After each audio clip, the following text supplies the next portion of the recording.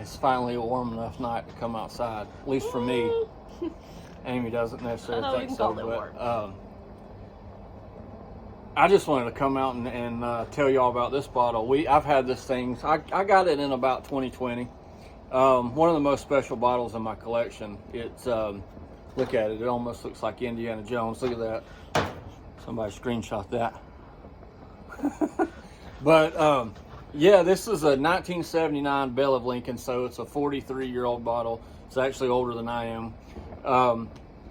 I had, like I said, I got it back in 2020, but this thing is legit. It's got all of the certificates and the paperwork. Has the old tax stamp. I took the guy's name out of it because I didn't want anybody messing me saying it was your granddad and they want their bottle back, because probably not getting it. But back in the 1800s, Jack Daniels, he had a lot of women. Let's just say he was a bachelor, and he had several ladies. So in 1979, to kind of commemorate that, Jack Daniels had released the Belle of Lincoln. There was a lot of ladies that came forward and said that they were the Belle of Lincoln, that this bottle was named after her, but he kind of actually took that to his grave. But these bottles in 79, it was never sold. They were given away, and then they would be brought back to. If you got one, you could bring it back to the distillery, mail the distillery, and they would give you a certificate. And their certificate was like that, and then it would come with. They would actually reissue a tag that would go around your bottle. The craziest thing about this bottle is, you want to read that? The whole thing? Yeah, just read some of it. It's pretty interesting. Oh, Lord. Come on, see it here. We are indeed pleased to learn you are now the owner of one of our Belle of Lincoln bar bottles. This particular bottle has a very special meaning to us, as it represents a happy and fruitful period in the life of the bachelor gentleman who founded our company. The Belle of Lincoln is the third commemorative bottle to be released by our company and the first in the liter measurement. If you do not plan to open your bottle for an extended period of time, we would suggest you seal it with a paraffin. So this is one part. So I've had probably 3 sips of this bottle since we opened it. I've shared it with about 2 or 3 people. I've probably 3 pours. It was up to here. Whenever a regular bottle is going to be up to there. This bottle was found in a cellar. So you've got a lot of loss to evaporation, which a lot of people call the angel share. Usually whenever you get a barrel out, you'll yield somewhere between 60% of the barrel on a well-aged bourbon or whiskey. But this had sat for so long that it lost a lot to evaporation. I didn't know what it was going to taste like because it had so much air in it.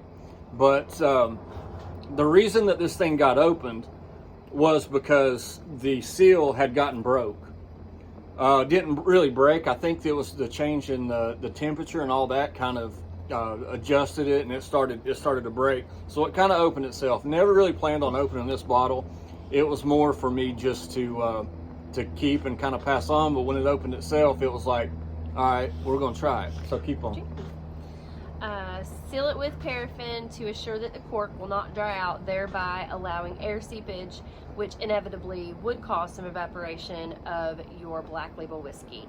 The number written on the back of your bottle represents the bottling number. Each bottling is different in length, and there is therefore no way to determine the exact number of bottles, nor do we know at this time just how many bottlings we will make before the Belle of Lincoln is again retired.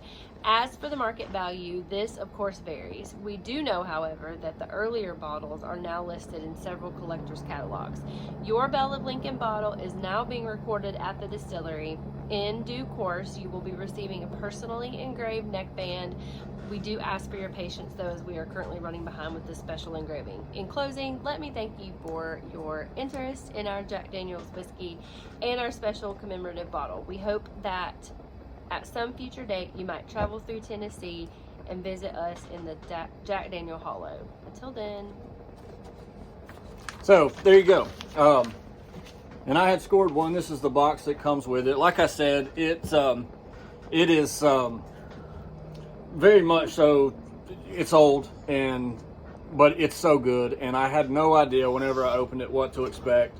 But we'll try a little sip of it tonight. What I was getting with all that is do a little cork pop.